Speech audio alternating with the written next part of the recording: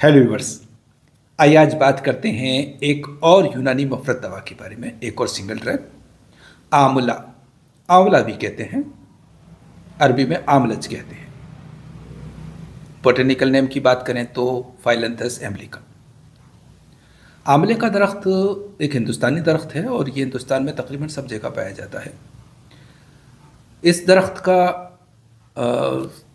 Size आमतौर से 15-20 foot तक होता है, लेकिन अगर ये बहुत पुराना हो तो ये 50-60 फीट तक भी जा सकता है और इसके तने का सरकमफेरेंस 4 से 6 फीट तक भी हो सकता है। हमने बहुत सारे आंवले के खेत देखे हैं, यानी कि आंवले के पेड़ देखे हैं बहुत सारे। आमतौर से यही साइज़ रहता है। आजकल आंवले के जो दरख्त होते हैं काफ़ी छोटे होते हैं और फल बहुत आता है, लेकिन हमने अपनी ज़िंदगी का सबसे ऊंचा और बड़ा और पुराना दरख्त देखा, जिसको कि हम अभी यहाँ पर देखेंगे। हर और भी कई जगह इससे बड़े दरख्त होते होंगे, लेकिन हमने जो अपना देखा उसकी बात कर रहे हैं। आंवला एक इस दरख्त का फ्रूट है जो जब कच्चा होता है तो हल्का हरे रंग का होता है और इस पर अखरोट की सी लाइनिंग होती हैं। अखरोट के से ही साइज़ का होता है। जब ये कच्चा होता है तो इसका टेस्ट थोड़ा कसेला और खट्टा होता है, लेकिन जब ये सूख जाता है तो कसेलापन और थोड़ा सा कड़वाहट सी हो जाती है, इसमें बिटरनेस आ जाती है। आंवले का मिजाज सर्द व खुश्क है। आंवले का फल आंवले का इनफैक्ट हर चीज़ इस्तेमाल की जाती है। इसकी छाल भी इस्तेमाल की जाती है, इसके पत्ते, इसके फल, सभी कुछ इस्तेमाल किया जाता है। लेकिन आंवले का फल यानी कि आंवला आमतौर से कई तरह से इस्तेमाल किया जाता है। इसको किसी भी तरह से इस्तेमाल किया जाए ये फ़ायदा देता है। आंवले को इसका मुरब्बा बना करके खाते हैं, इसका शरबत बना करके खाते हैं, इसकी माजून बना कर खाते हैं और इसका उसारा निकालते हैं, इसकी कैंडी बनाते हैं। मतलब कई तरह से आंवले को इस्तेमाल किया जाता है। आंवला चूँकि एक ऐसा फ्रूट है जो सर्दी के दिनों में आता है, इसलिए सर्दी के दिनों में ही इसकी ज़्यादातर प्रिपरेशन की जाती है। बाकी दिनों में ये सूखा हुआ मिलता है। तो आजकल हमारे यहाँ पर भी आंवला बहुत सुखाया जा रहा है। आंवले का शरबत बन रहा है, आंवले का मुरब्बा बन रहा है और आंवले की कई तरह की चीज़ें बन रही हैं। क्योंकि इन दिनों में आंवला न सिर्फ ताज़ा मिलता है बल्कि वाफिर मिक़दार में आपकी मनपसंद का अपने हिसाब का साइज़ का छाँट कर आप ले सकते हैं। इसके यूजेस की अगर बात करें तो आंवला मुफर्रह दिल और दिमाग है, मुक़व्वी मैदा है और मुक़व्वी आसाब है। ये इसका जो तरीक़ा है मोड ऑफ एक्शन जो है वो किसी भी चीज़ को इनक़िबात करना या सुकेड़ने का है या सख्ती पैदा करने का है, चूँकि ये काबिज़ है। यही वजह है कि जब मैदे में तखलकुल पैदा हो जाता है या मदद ढीला हो जाता है, उस वक्त मैदे में आंवले की मुरक्कबात बहुत फ़ायदा करते हैं। या जब मसूड़े ढीले पड़ जाते हैं और दांत हिलने लगते हैं, तब आंवले को या तो चूसा जाता है या इसके पानी से कुल्ली की जाती हैं, तब मसूड़े सख्त हो जाते हैं। तो आंवले को अकेला भी और दूसरी दवाओं के साथ भी बहुत इस्तेमाल किया जाता है। आंवले का एक मशहूर कॉम्बिनेशन त्रिफला, जिसमें हड़बहड़ा आंवला होता है, बहुत मशहूर आयुर्वेद का नुस्खा है ये, बहुत अच्छा नुस्खा है ये। इसी तरह से आयुर्वेद का एक नुस्खा च्यवनप्राश, इनफैक्ट ये आंवले का ही एक मुरक्कब है। दूसरी दवाएं भी इसमें होती हैं, लेकिन ये आंवले का ही बुनियादी तौर पर एक मुरक्कब है जो कि बहुत मुफीद है, बहुत मशहूर है। आंवले की माजून भी बनती है और आंवले का शरबत भी बनता है और आंवले का तेल भी बनता है। बहुत तेल बनता है आंवले का। आंवले का तेल सिंपली आंवले का ताज़ा आंवले का रस निकाल करके अगर 1 लीटर है तो 3 लीटर या 4 लीटर तक भी तिली का तेल डालकर इस पानी को जला लें और फिर बालों में लगाएं, तो ये बालों को झड़ने से रोकता है, बालों को मजबूत करता है, बालों को लंबे करता है। इसके अलावा आंवले के साथ दूसरी चीज़ें भी, ब्राह्मी वगैरह, तुलसी और कई चीज़ें, अगर मोथा, बालछड़ वगैरह भी मिला करके इसका तेल बनाया जाता है। आंवले को इस्तेमाल करने के कई तरीक़े हैं। उसमें जो तरीक़े बुनियादी तौर पे अपनाए जाते हैं उनकी थोड़ी सी बात करते हैं हम। एक टर्म चलता है आंवला शीर परवरदा। आपको अक्सर जब बुक्स पढ़ेंगे इस बारे में तो पढ़ने को मिलेगा कि आंवला शीर परवरदा। इसका मतलब ये होता है कि आंवले को दूध में भिगो लिया जाता है और जब ये आंवला फूल जाता है तो इसको धो करके और सुखा करके, या अगर वैसा ही पीसना है तो आंवले को 24 घंटे दूध में रखते हैं। जब आंवला फूल जाता है तो उसको अच्छी तरह से 2-3 बार धोते हैं, उसका पानी निकाल देते हैं और फिर उसको पीस करके चाहे माजून में इस्तेमाल करें या किसी और तरह से इस्तेमाल करें। और शीर आंवला एक लफ्ज़ और आता है, इसका मतलब ये होता है कि आंवले को दूध में भिगो देते हैं और उसको, ये खुश्क आंवले की बात कर रहे हैं हम, और जब वो आंवला फूल जाता है तो उसको धो करके और उसको छलनी से रगड़ रगड़ के मसल करके और उसका नीचे का गूदा निकाल लेते हैं और उसको स्क्वीज़ कर लेते हैं और ऊपर उसके रेशे रह जाते हैं, तो ये जो नीचे हासिल होता है ये शीर आंवला कहलाता है। इनफैक्ट आंवला चूँकि खुश्क बहुत ज़्यादा होता है और इसको की जो अपनी साइड इफ़ेक्ट्स कहें या मुज़रत कहें या नुकसान कहें, वो तिल्ली पर, स्प्लीन पर और मसाने पर बहुत ज़्यादा है। इसके अलावा आंतों में भी अगर बहुत दिनों तक इस्तेमाल किया जाए तो ये चिपक जाता है, खुश्की पैदा करता है। इसीलिए आंवले के जो मुस्लेह है वो शहद और रोगन बादाम या दूध, इसका मुस्लेह होता है।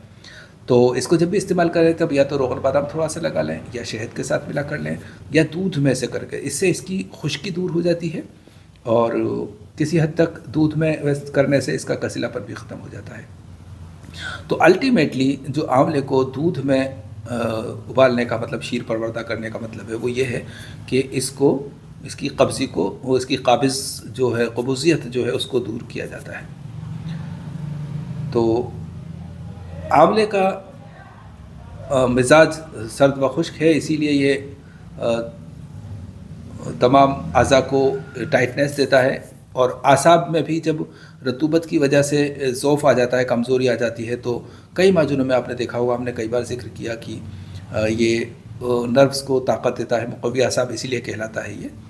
तो वहाँ पर ये नर्व के लिए बहुत अच्छा काम करता है, मैदे के लिए बहुत अच्छा काम करता है और मुफर्रह, दिल को फ्रेशनेस देने के लिए तो एक बहुत ही अच्छी चीज़ है। इसका शरबत, जिसका कि वीडियो में अभी अपलोड किया था, उसको आप देख सकते हैं। अगर कब्ज़ दूर नहीं करनी है और काबिज़ के तौर पे इसको इस्तेमाल नहीं करना है तो मुरब्बा आंवला खाया जाए। मुक़व्वी दिल व दिमाग है, मुफर्रिह दिल व दिमाग है। आंवले के मुरब्बे को चांदी के वर्क में लपेट कर खाना चाहिए। वैसे यूँ भी खा सकते हैं, लेकिन आंवले के मुरब्बे को पहले धो लिया जाए और उसको धो करके, और 1 पीस या 2 पीस जो खाते हैं, आमतौर से 1 पीस काफ़ी होता है, एक चांदी के वर्क में लपेट करके और उसको खा लिया जाए। उसका फ़ायदा ये होता है कि ये जो दिमाग, दिल, मैदे से जो अबखरे उठते हैं उनको ये दिमाग तक नहीं जाने देता है, और अगर जाते हैं तो दिमाग को नुकसान नहीं होने देता है। इसलिए यहाँ पर हम चांदी का वर्क इस्तेमाल करवाते हैं। चूँकि हम एक जनरल प्रैक्टिशनर हैं तो हमारे पास सभी तरह के क्रॉनिक केसेस आते हैं। 38 इयर्स के एक्सपीरियंस के बाद असल में होता यह है कि आपकी जो रेंज है पेशेंट्स की बहुत बड़ी हो जाती है। तकरीबन हर सिस्टम्स के क्रॉनिक केसेस आपके पास आते हैं, तो आपको उतना ही स्टडी करनी होती है, उतना ही ऑब्जर्वेशन करना होता है, उतनी ही मेडिसिन रखनी होती है, उतना ही फिर तजर्बा भी हो जाता है आपको। लेकिन फिर भी ऐसा होता है कि कुछ प्रॉब्लम्स हैं, कुछ बीमारियां हैं जो दौर के हिसाब से होती हैं, वक्त के हिसाब से। जैसे आज के दौर में हमारे पास ज़्यादातर जो पेशेंट्स होती है, बड़ी लंबी लाइन जो होती है वो डिप्रेशन वालों की होती है और डाइजेस्टिव सिस्टम वालों की होती है, और इत्तेफाक से आंवला इन दोनों ही प्रॉब्लम्स में एक बहुत ही अच्छी चीज़ है। चूँकि जो डिप्रेशन वाले केसेस हैं आजकल ज़्यादातर वो आते हैं जो हम जिसको कि मालिकुलिया मराक़ी कहते हैं, यानी कि मैदे में गर्मी की वजह से जब सफ़रा सोख्ता हो जाता है, जल जाता है और वो सौदा में कन्वर्ट हो जाता है और उसके अबखरे दिमाग तक जाते हैं, तब जो मालिकुलिया बनता है। हमने मालिकुलिया के बहुत सारे वीडियो अपलोड किए हैं, आप वहाँ देख सकते हैं। तब आंवले का जो मुरक्कबात हैं वो बहुत अच्छा काम करते हैं।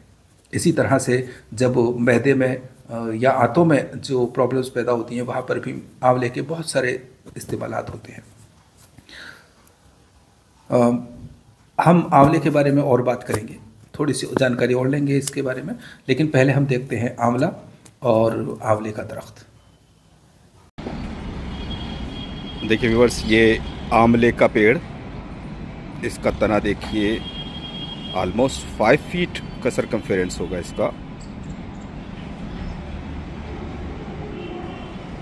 और यहाँ से ये 2 ब्रांचेस में डिवाइड हुआ है और बहुत ऊपर तक गया है। और आप देख सकते हैं इस वक्त आंवले लग रहे हैं इसमें।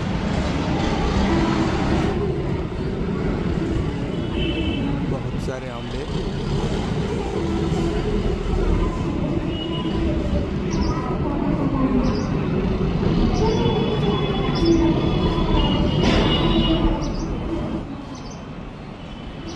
तो इस तरह से ये एक बहुत बड़ा दरख्त है आंवलों का। आप देखते दूसरी तरफ भी आंवले।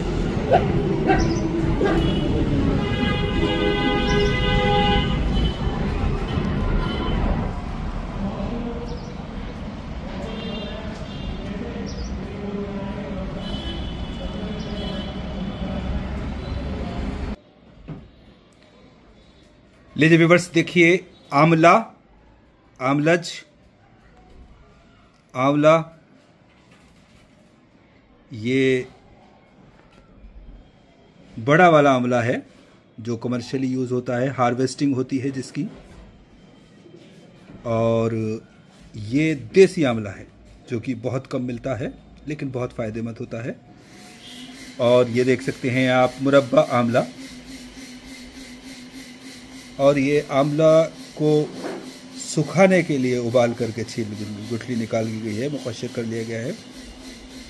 और सूखने के बाद आंवला, ये भी आंवला और ये भी आंवला, लॉट टू लॉट डिफ़र करता है। और ये शरबत आंवला,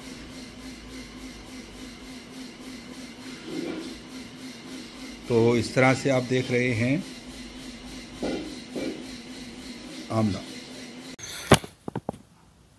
तो डियर व्यूअर्स, अभी आपने देखा आंवला, आंवले की कुछ टाइप्स, कुछ शक्लें, कुछ उसके प्रिपरेशंस और आंवले का दरख्त।